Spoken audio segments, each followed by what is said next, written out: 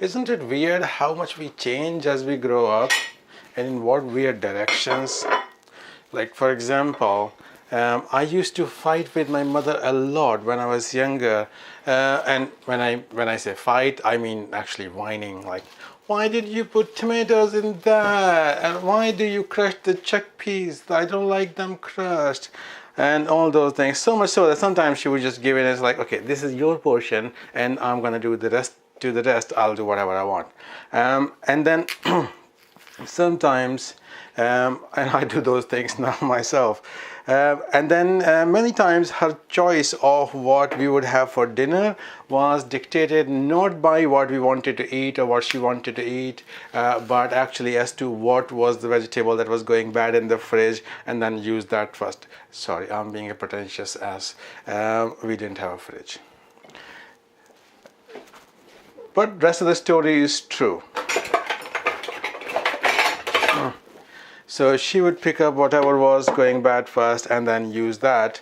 And that is kind of what I'm doing today, even though I used to hate it that time. Like, why pumpkin? Don't want to eat pumpkin. Wish I had eaten more pumpkin, and then I might not need the glasses today. But that's the kind of thing that I am doing now, which is I've got these bananas which are ripe and ready to eat, but they will go bad in a day or two. And same thing with the mangoes. See, mango? Yeah. So the mangoes are good to eat now because they are like perfectly ripe. But if I leave them too long, maybe in a couple of days, they'll start going bad. And same thing with the blueberries. So what I'm going to do now is I'm going to make a milkshake. You can call it a smoothie if you want, because I'm going to put ice cream in it. Love ice cream. So there's no reason not to put it in there. But yeah, blueberries. So I'm planning to do that. And I thought I could just talk to you guys while I'm doing it so that I would not get bored. And you would not get bored as well, because I'll keep you company. See? And let's do this first. Let me do this first because I've got the knife in my hand. Don't distract me.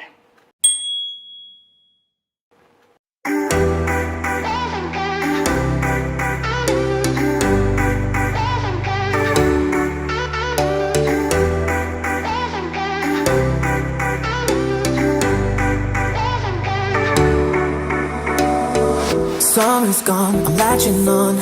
Don't even know your name, but you're still in my head. Underneath rays of gold, your body oh so close. No, I can't forget, no. When I saw you on the dance floor, oh I saw you who saw me first. I guess it's history now and I shouldn't care but it still hurts. I didn't realize the danger, cause you're the end of the rainbow. And the music was so loud, didn't catch your name over this crowd.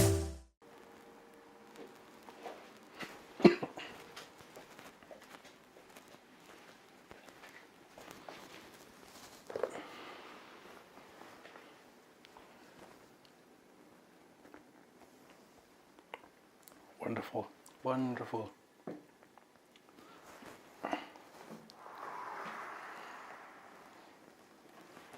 Oh, you noticed them? Oh, okay. Yes, I wanted to talk about these today. Not the figures. I want to talk about the actual superheroes, because I was talking to a friend of mine earlier and talking about superheroes, talking about the Marvel films, and I think there is a kind of a misguided notion that geeks love these things because of the whole flying ships and aliens and all that. Well, yeah, we like that stuff, but that's not the real appeal of these movies or comic books or stories, because if that were the real appeal, then Warner Brothers would be making a truckload of money from their films, but they're not, because they're not getting this thing. That it's not the spaceships that we crave to see, it's the people, it's the superheroes. And I want to talk about just these four superheroes very quickly. This guy, I don't have Captain America, so he's gonna stand in for Captain America. Let's start with him. Captain America was a small kid from Brooklyn, a small, poor family, lost his parents, and he is still, even when he's young, he wants to go into army and help win the war for his country. And he goes through a lot of pain, a lot of rejection, a lot of despair, and then he does get into the army and he gets into the experimental program for the super soldier serum. And even when he's going through that procedure, it's really painful. You can see that, you can hear in his screams, but he still says like, no, keep going, because he is strong from the inside where it counts, even though he's like a tiny, very fragile looking kid. And even after he gets the power, he still is a nice person, because he knows how to handle the power, because he's not a bully. So he tries to help people, and then he goes through a lot of ridicule for that as well. If you've seen the movie, you would already know most of this stuff.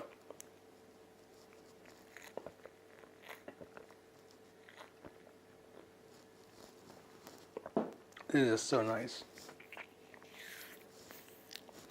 So he goes through all of that, and then he does become the kind of person who helps other people even at the risk of his own life.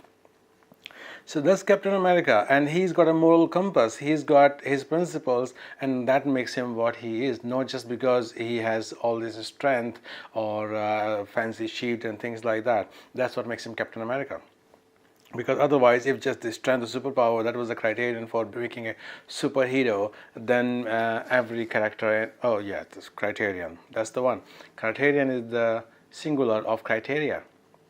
So if that was the only criterion, then Warner Brothers would be successful in their movies. They are not yet because of that.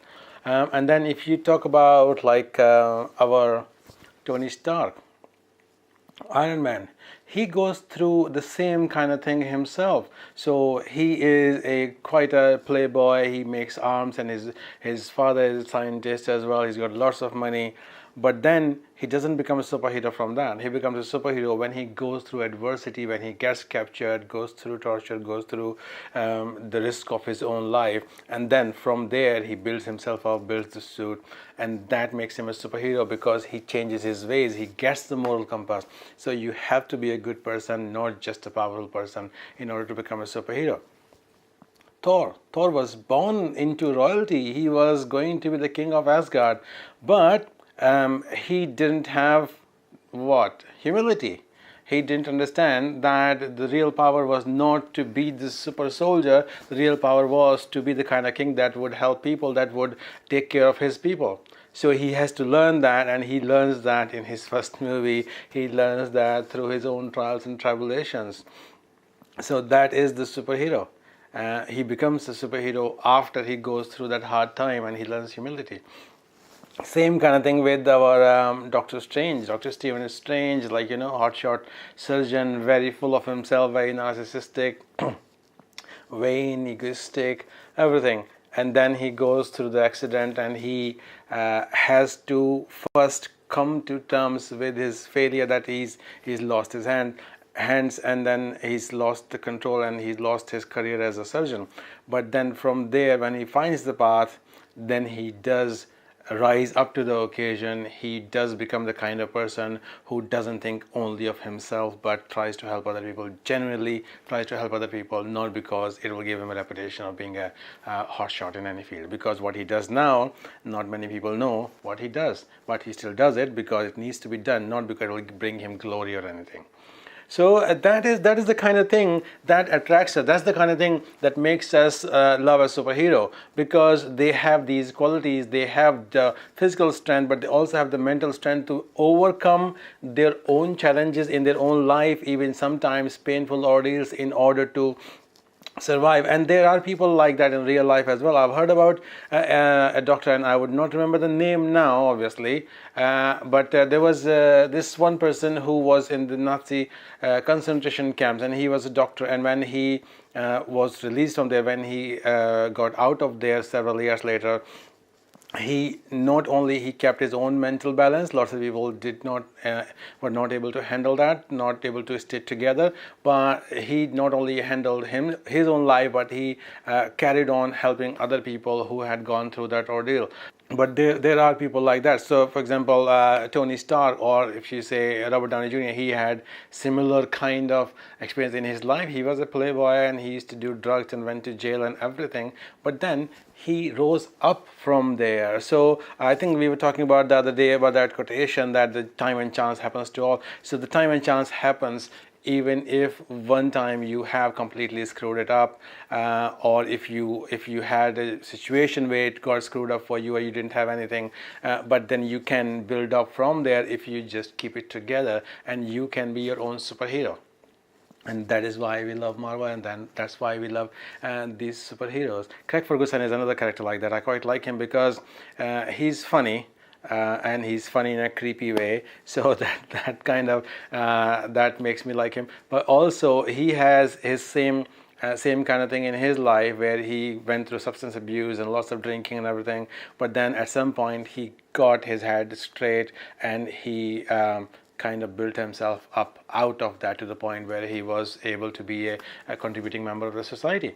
So those are things that attract us to these movies, to these things, because no matter how hard things become for them, even when they are at the verge of dying, they're within an inch of death, they still keep trying to do the right thing. They still keep trying to save the world. And in our lives, we might not be asked to save the world, but sometimes somebody might need your help, a friend, a family member, somebody younger than you, somebody older than you, and then you might be their superhero. You might step in and take responsibility for that at personal inconvenience. You might not have to risk your life, but you might have to, sometimes put your own vanity or selfishness aside and then help somebody else. So that's my lecture for today. I don't want to carry on too long, but thank you very much for watching, and please subscribe. I have should I carry on about this now? I've made two decisions about the vlog very quickly. One is that I am going to do up to 100 days because that's a nice round number, and then I will probably try to reduce it down to maybe 2 or 3 times a week, because that'll give me time to do more videos. And other than doing just the normal vlog video, I will try to take care of all the content that's on my hard drive, which is already short, but that needs more than a day, and daily vlog doesn't give me time for editing anything else. So that's one decision. Second decision is that I am already moving this vlog to the other one, to my normal channel, which is youtube.com/Sunny Goswami, because if you search for it, you'll have to search for Sunny Goswami -vlog. I'll put the link in there. But because this was one of the reasons that I created a second channel, that I wanted to experiment whether a frequency of every day will help me get followers, subscribers quickly. It didn't. In the same time, my other channel has got more subscribers than this one has. This one has 15. The other one has about 20 subscribers more. Since I started this daily channel, even though I did not put much stuff on there. So that experiment gave negative results. It didn't fail, but the experiment gave negative results, so there's no need to carry this on. And also I thought that the daily vlog would kind of make it very cluttered. It will clutter my other channel, so I have thought about that, and it's already cluttered. It's got short films, it's got music videos, it's got lots of other things. So the easy way out of that is to create a playlist for everything. So I can create a playlist for the daily vlog, and that will be it. So it will help people find things. So those are the two decisions. And if you are one of those people, rare people who are not subscribed to the other channel and only subscribe to the daily vlog, then please subscribe to that, because I will stop putting stuff in here after the 100th episode. Thank you very much for watching, and please subscribe to the main channel, and I'll see you tomorrow. Bye.